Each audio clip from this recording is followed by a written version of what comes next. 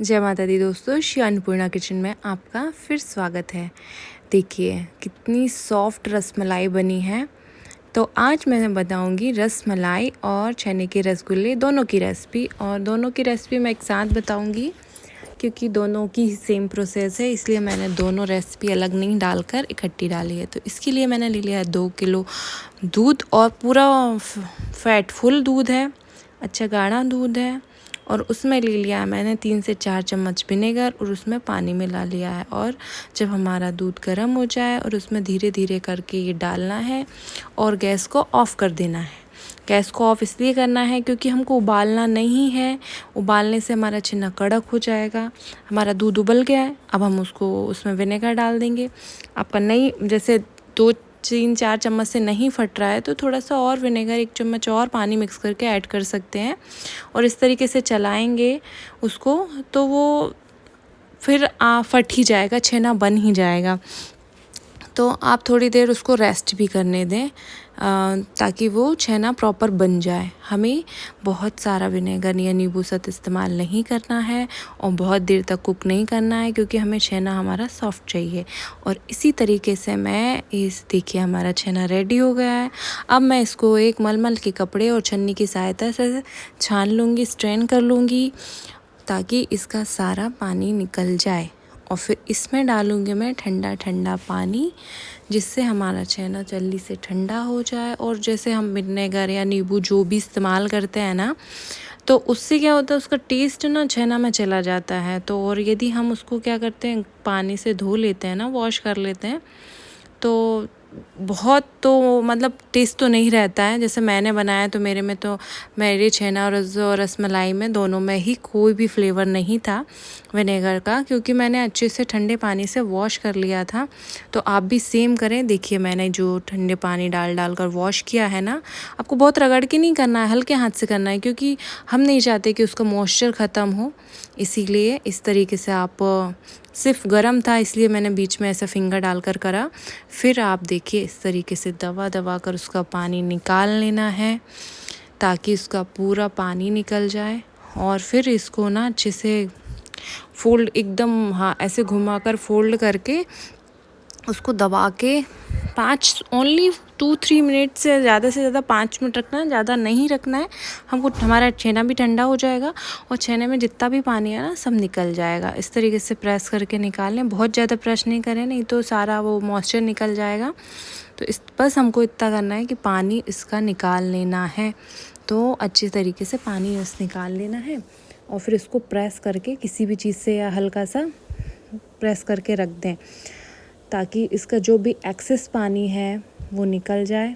अब हम बनाएंगे रसगुल्ले को बॉईल करने के लिए चाशनी। तो मैंने 1 से 1.5 कटोरी शक्कर ली है, उसमें मैं डालूँगी समथिंग, आप ये लगा सकते हैं साहब कि 1 से 1.5 कटोरी पे मैंने 1 से 1.5 लीटर पानी डाल दिया था, क्योंकि हमको उबालना है क्योंकि इसमें हम उबालेंगे तो इसमें हम पानी की मात्रा अधिक, शक्कर की मात्रा कम रखेंगे।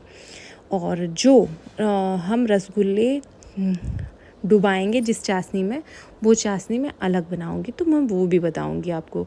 क्योंकि क्या होता है, कई लोग बोलते हैं कि हमारे रसगुल्ले तो घुल गए, हमारे रसगुल्ले तो बने नहीं, हमने तो जो आप सेम प्रोसेस की वही किया। तो वो रीज़न ये रहता है कि शक्कर की क्वांटिटी ज़्यादा होना पानी की। तो इसका मेजरमेंट ये रहता है कि अब बनाऊंगी मैं शक्कर, जिसमें चाशनी में हमको डुबाना है रसगुल्ले, उसकी चाशनी। तो 1 कटोरी पानी और 1.5 कटोरी पानी डालूंगी और 1 कटोरी शक्कर डालूंगी, तो जिससे बहुत अच्छी हमें जो चाशनी चाहिए। और हमेशा चाशनी पतली ही रहती है और इसकी भी पतली बनेगी, कि ऑटोमेटिक मैं उनको बॉईल कर लूँगी। तो मेरे ज़्यादा भी क्वांटिटी में रसगुल्ले बनाए नहीं है मैंने, सिर्फ आप लोगों को बताने के हिसाब से, रेसिपी के समझाने के हिसाब से मैंने थोड़े से ही बनाए थे। मैंने 2 लीटर में सोचा था बहुत सारे बनेंगे, बट नहीं बने। तो देखिए मैंने, अब हमारा सबसे बड़ा टफ़ काम अब स्टार्ट हुआ है कि हमको ये हथेली में जो ऊंचा एरिया रहता है ना हमारा, वहाँ से इसको अच्छे से रगड़ के मसना है, जब तक कि ये थाली ना छोड़ दे और इसके रपे मिक्स ना हो जाए। बहुत ज़्यादा तो नहीं, लेकिन इतना मसना है कि ये थाली छोड़ दे और एकदम चिकना हो जाए। इसको इस तरीके से मसते रहें। भाई मैंने तो बहुत मेहनत लगा के इसको मसा, क्योंकि हाथ में दर्द आ गया था। तो इस तरीके से हमें ऐसे मस कर पूरा छेने को इतना सॉफ्ट बना लेना है। और सारी प्रोसेस भाई यही है। और एक वो जो आपको रस्सा बनाना है, शुगर का सिरप बनाना है जिसमें बॉईल करना है, उसमें शक्कर की क्वांटिटी कम रखना है, क्योंकि आप चाशनी अलग बनाएं। इससे ही आपके प्रॉपर बनेंगे। और मैंने कई बार बनाए, मेरे कभी भी ख़राब नहीं हुए।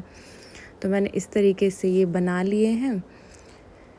और अधिकतर क्या होता है, गाय का ही दूध लें, गाय का फुल फैट वाला दूध लें, क्योंकि मिल जाता है। और नहीं मिलता है तो आप भैंस के दूध से भी बना सकते हैं। बस थोड़ा सा क्या हो जाता है, भैंस के दूध से हल्का सा हार्ड आता है, गाय के दूध से थोड़ा सॉफ्ट आता है।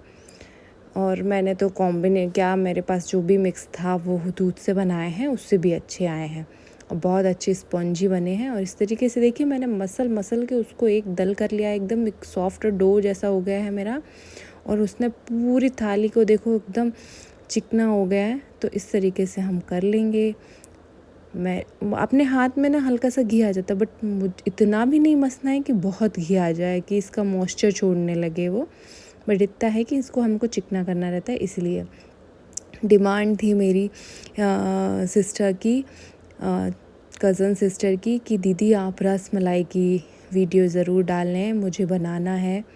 मुझे उसका मैसेज आया, फ़ोन आया कि मेरी क्यों बिगड़ जाती है दीदी, आप मुझे प्लीज़ ये वीडियो ज़रूर शेयर करना ताकि मैं उसको देखकर बनाऊं। तो मैंने फिर सोचा कि चलो आज मैं ये शेयर ही कर देती हूँ ताकि सब लोग बनाएं। और मेरा जो भी एक्सपीरियंस है इसको लेके हमेशा से ही अच्छा रहा है। बट क्योंकि मैं बहुत कुछ भी चीज़, अब इसमें कई लोग क्या करते हैं, मैदा डाल देते हैं, कई लोग अरारोट आता है वो डाल देते हैं, लेकिन मैंने इसमें कुछ भी इस्तेमाल नहीं किया है। आप पूरी रेसिपी में देख सकते हैं, मैंने कुछ भी इस्तेमाल नहीं किया, फिर भी हमारे रसगुल्ले बहुत अच्छे बनेंगे। किसी चीज़ की ज़रूरत ही नहीं पड़ती। अब देखिए शेप ले लीजिए, आपको जिस शेप के खाना है, छोटे बड़े, उस शेप से ऐसे गोल गोल करके रख लीजिए। और मैंने तो तुरंत ही डाल दिए थे रस्से में, तो ढकने की कोई ज़रूरत नहीं पड़ी। नहीं तो आप एक मलमल का कपड़ा ले और उसको गीला करके उसके ढक ले। अब जो हमने चाशनी बनाई थी ना, जिसमें रसगुल्ले भिगाना है, उसको मैंने दूध डालकर अच्छे से उसका मैल निकाल लिया है और उसको एक बाउल में निकाल लिया है कि जिसमें हम फाइनल चाशनी है ये, और जिसमें हम रसगुल्ले को डिप करेंगे। हमेशा जब भी आप रसगुल्ले बनाएं तो उसकी चाशनी को खोलते समय थोड़ा सा दूध डालें, 4 से 5 चम्मच, जिससे गंदगी निकल जाती है, और छना लें। अब मैंने डाल दिया 4 से 5 चम्मच गुलाब जल, इससे बहुत अच्छा फ्लेवर आता है रसगुल्ले में। आप चाहे तो इलायची डाल सकते हैं, लेकिन मैंने डाला है गुलाब जल, क्योंकि गुलाब जल से बहुत अच्छी फ्रेगनेंस आती है। और मैंने फिर एक बार और ऐसे ही मसकर उसके गोले बनाना स्टार्ट कर दिए। अब मेरा हो गया है एकदम सॉफ्ट डो। तो अब मैं बनाऊंगी इसके छोटे छोटे से गोले कि जिस शेप में आपको चाहिए। मैंने मीडियम साइज़ ही रखा था, और इसी में से मैंने ना 4 से 5 रसमलाई के भी बनाए थे। क्या रसमलाई में थोड़ा सा डिफरेंस ये रहता है, सिर्फ 2-3 टिप्स उसकी अलग रहती हैं, कि रसमलाई में क्या होता है कि हमको थोड़ा फ्लैट वाला शेप लेना पड़ता है रसमलाई का जो रहता है। और फिर जब रसमलाई बॉईल हो जाती है तो उसको हमें बर्फ़ के पानी में डालना पड़ता है, और फिर पूरा पानी ठंडा होने के बाद पूरा उसका पानी फिंगर से प्रेस कर हल्का सा दबा के निकालना पड़ता है। और फिर हमें उसको रसमलाई में डालना पड़ता है, जो हमने उसका रस बनाया है मिल्क का। तो मैं रसमलाई जो बनाई है वो भी बताऊंगी। अब इस तरीके से मैंने सारे गोले बना लिए हैं, और एक बार आप ज़रूर बना के देखें। कोई बहुत टफ़ काम नहीं है, यदि आप बिल्कुल देखकर और मन लगाकर और मेरी टिप्स फॉलो करके बनाते हैं तो प्रॉपर रसमलाई और रसगुल्ले बनेंगे। कोई बहुत भारी काम नहीं है। बोलते हैं, कई लोगों के कमेंट आते हैं कि बोलते हैं कि जब हमने बॉयल करने रखे तो फूट गए हैं। तो बॉईल करने भी बहुत टाइम के लिए नहीं रखते, सिर्फ हमें 1 से 2-3 मिनट बहुत रेयर होते हैं कि ऑलरेडी छेना पका हुआ रहता है, तो हम 3 मिनट तक ही रखेंगे। और उस 3 मिनट से ज़्यादा हम रखते हैं ना तो हमारे या तो फूट जाते हैं, या शेप गड़बड़ हो जाता है, या वो हार्ड हो जाते हैं। अब बनाएंगे रसमलाई के लिए रस। तो मैंने 1 लीटर दूध लिया है और उसमें डाली है 1 कटोरी, छोटी कटोरी से शक्कर, और ये मैंने केसर को भिगा के रखा था। हल्का सा तवा पे आप रोस्ट कर ले केसर को और फिर उसको पानी में भिगाएं तो उससे ज़्यादा जल्दी कलर आ जाता है। तो मैंने तवे पे हल्का सा रोस्ट कर लिया था। आप डरे नहीं, बहुत तेज़ तवे पे नहीं रखना है, नहीं तो जल जाएगा। बस हल्का सा तवे पे रखना है कि वो सिर्फ अपन जब हम पानी या किसी चीज़ में डालते तो एक कलर देने लगा। अब देखो मेरा पानी बॉईल हो गया है। जो हमने रसगुल्ले का पानी बनाया था, चाशनी बनाई थी, तो इस चाशनी में पानी ज़्यादा, शक्कर कम है। देखिए आप ध्यान से। और मैंने सारे रसगुल्ले और रसमलाई के पीस डाल दिए हैं और आप देख रहे हैं कि क्या शेप में डाले हैं। और जब ये बॉईल होंगे ना तो इससे डबल हो जाएंगे। तो इस चीज़ का बहुत ध्यान रखकर आपको बनाना है और आपको इसको ढक देना है 1 से 3 मिनट के अंदर। आप देख लेंगे कि देखिए मेरे पूरे रसमलाई और रसगुल्ले दोनों प्रॉपर बॉयल होकर बड़े बड़े होकर ऊपर आ गए हैं। कभी कभी ऐसा होता है कि दूध के उफनान के जैसे ही ऊपर आते हैं, तो थोड़ा सा ढक्कन का और चाशनी और उसका गैप का डिस्टेंस रखें ताकि पानी गैस पर ना आए और आपको कोई परेशानी ना हो उससे। अब ये क्या करनी, इसको क्या निकाल कर हम रसगुल्लों को निकाल के जो मैंने पहले चाशनी बना के रखी थी ना गुलाब जल डाल के, उसमें डिप कर देंगे और फिर इसे एक एक करके सब डाल लेंगे और अच्छे फ्रिज में रखें, ठंडा करें और इन्जॉय करें। बहुत सॉफ्ट और बहुत अच्छे बने हैं और बहुत अच्छे बनते हैं, विदाउट के एनी डाउट बहुत अच्छे बनते हैं। अब मैं रसमलाई को क्या करूँ, अब मैं रसमलाई को एक बर्फ़ वाले पानी के बाउल में डालूँगी निकाल कर। तो ये क्या होता है ना, ये प्रोसेस ज़रूरी रहता है ताकि रसमलाई अंदर से ठंडी हो जाए, स्पंजी हो जाए। और देखिए मैंने फिर उसी पानी में से उसको प्रेस कर करके सारा उसका जूस निकाल कर रख ली है रसमलाई। क्यों? क्योंकि ना इसमें हमें रस में डालना है और ताकि ये रस पी सके और ये ठंडी हो जाए, चिल्ड हो जाए और स्पॉन्जी हो जाए। तो मैंने ऐसे ही ठंडे पानी के बर्फ़ के पानी में डिप करके, और देखिए बहुत अच्छी सॉफ्ट बनी है, इसलिए इतनी स्पंजी है कि टूटी नहीं है। हाथ से दोनों फिंगर से मैंने दोनों हाथ की फिंगर से प्रेस किया और कितनी अच्छी। अब देखो मैंने रख ली है रसमलाई। अब इसमें डालूँगी मैं जो मैंने रस्सा बनाया। और हमेशा याद रखने कि आप जो रस्सा बनाते हैं ना वो बहुत थिक नहीं रखना है, आपको पतला ही रखना है ताकि रसमलाई जो हमारी है ना उसको एब्जॉर्ब करे, पिए उसको, अंदर से फूले, बाउंसी हो। उससे क्या होता है कई लोग गाढ़ी कर लेते हैं तो फिर वो ना बाउंसी नहीं हो पाती ना, वो सोक नहीं कर पाती है ना उस चीज़ को।